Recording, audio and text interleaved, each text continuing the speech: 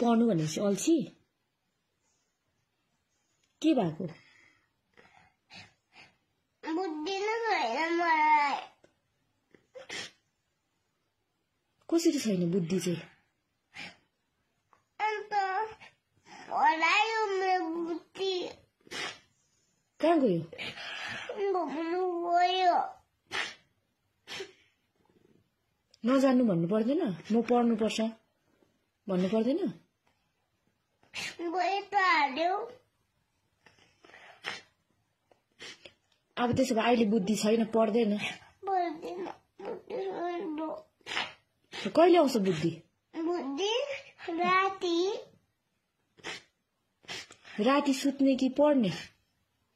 राति पढ्ने भनेपछि राति पढ्ने राति पढ्ने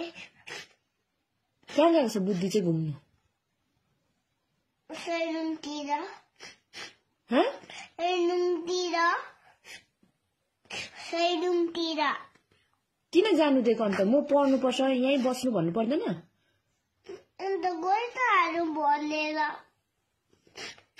भन्यौ तिमीले भनेलाई उता फर्केर